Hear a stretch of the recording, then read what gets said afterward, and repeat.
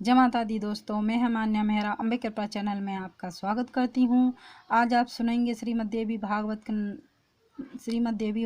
के द्वितीय स्कंद के अध्याय नंबर 3 का सेकंड पार्ट, श्लोक संख्या 32 से 60 तक। धन्यवाद। और यदि आपको देवी भागवत की महिमा सुनना पसंद हो तो चैनल को लाइक एंड सब्सक्राइब करें। धन्यवाद।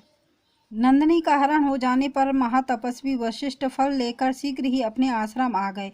जब मुनि ने अपने आश्रम में बछड़े सहित नंदिनी गाय को नहीं देखा, तब वे तेजस्वी वनों एवं गुफाओं में उसे ढूंढने लगे। जब वह गाय नहीं मिली, तब वरुण पुत्र मुनि वशिष्ठ जी ने ध्यान योग से उन्हें वसुओं के द्वारा हरी गई जानकर अत्यंत कुपित हुए। वसुओं ने मेरी अवमानना करके मेरी गो चुरा ली है। वे सभी मानव योनि में जन्म ग्रहण करके इसमें संदेह नहीं है।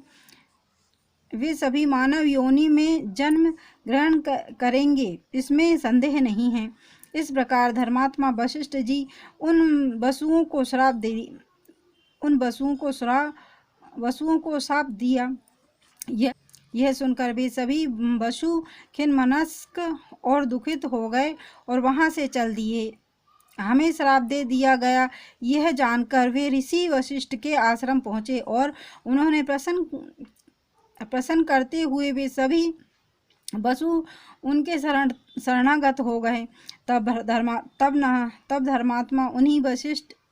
धर्मात्मा मुनि वशिष्ठ जी ने उन सामने खड़े वसुओं को देखकर, तुम लोगों में से 7 वसु एक वर्ष के अंतराल से ही शाप से मुक्त हो जाएंगे, परंतु जिसने मेरी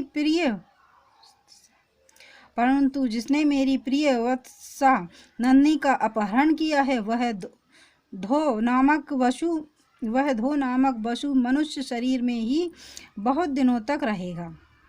उन अभिशप्त वसुओं ने मार्ग में जाती हुई नदियों में उत्तम गंगा जी को देखकर उन अभिशप्त तथा चिंतातुर गंगा जी से प्रणाम पूर्वक कहा, हे देवी, अमृत पीने वाले हम देवता मानव कुक्षित से ऐसे कैसे उत्पन्न होंगे, जब हमें महान चिंता है। अतः हे नंदिनियों में श्रेष्ठ आप ही मानुषी बनकर हम लोगों को जन्म दें। पृथ्वी पर शांतनु नामक एक राजश्री हैं। हे अनगे, आप उन्हीं की भार्या बन जाएं और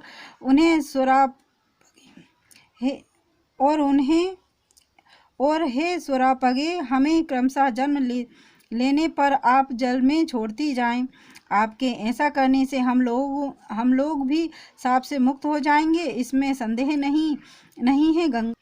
गंगा जी ने जब उनसे तथा वस्तु कह दिया, तब वे सब वसु अपने अपने लोक को चले गए और गंगा जी भी बार बार विचार करती हुई वहां से चली गई। उस समय राजा महाभिष्ट ने राजा प्रतीप के पुत्र के रूप में जन्म लिया। उन्हीं का नाम शांतनु पड़ा, जो सत्य प्रतिज्ञ एवं धर्मात्मा राजश्री हुए। महाराज प्रतीप ने परम तेजस्वी भगवान सूर्य की आराधना की। उस समय जल में से एक परम सुंदर स्त्री निकल पड़ी और वह सुमुखी आकर तुरंत ही महाराज के शाल वृक्ष के समान विशाल दाहिने जंघे पर विराजमान हो गई। अंक में बैठी हुई उस स्त्री से राजा ने पूछा, हे वरानने, तुम मुझसे बिना पूछे ही मेरे शुभ दाहिने जंघे पर क्यों बैठ गई? उस सुंदरी ने उनसे कहा, हे नृपश्रेष्ठ, हे कुलश्रेष्ठ, मैं जिस कामना से आपके अंक में बैठी हूँ, उस कामना वाली मुझे आप स्वीकार करें। उस रूप यौवन संपन्नता सुंदरी से राजा ने कहा, मैं किसी सुंदरी पर स्त्री को काम की इच्छा से नहीं स्वीकार करता। हे भामिनी, हे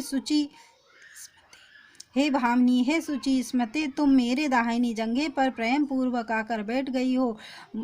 उसे तुम पुत्रों पुत्र वधुओं का स्थान समझो। अतः हे कल्याणी, मेरे मनोवांछित पुत्र के उत्पन्न होने पर तुम मेरी पुत्र वधु हो जाओ।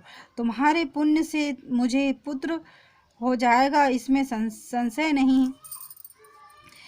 वह दिव्य दर्शन वाली कामनी तथा वस्तु कहकर चली गई और उस स्त्री के विषय में सोचते हुए राजा प्रतीत भी अपने घर चले गए।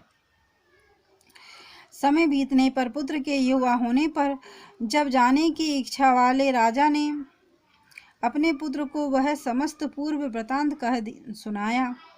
सारी बात जानकर राजा ने अपने पुत्र से कहा, यदि वह सुंदरी वाला तुम्हें कभी वन में मिले और अपनी अभिलाषा प्रकट करे तो उस मनोरमा को स्वीकार कर लेना तथा उससे मत पूछना कि तुम कौन हो। यह मेरी आज्ञा है। उसे अपनी धर्मपत्नी बनाकर तुम सुखी रहोगे।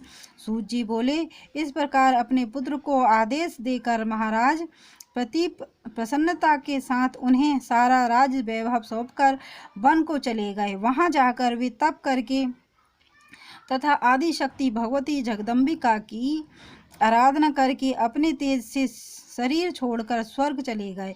महातेजस्वी राजा शांतनु ने सार्वभौम राज प्राप्त किया और वे धर्मपूर्वक प्रजा का पालन करने लगे। इति श्रीमद्देवी भागवत महापुराणे अष्टादशसहस्रस्यां संहितां द्वितीय स्कंदे प्रतीपसका शांतनु जन्म वर्णनम नाम तृतीय अध्याय। जय माता दी दोस्तों। और यदि आपको श्रीमद्देवी भागवत की महिमा सुनना पसंद है तो चैनल को लाइक एंड सब्सक्राइब करें। धन्यवाद।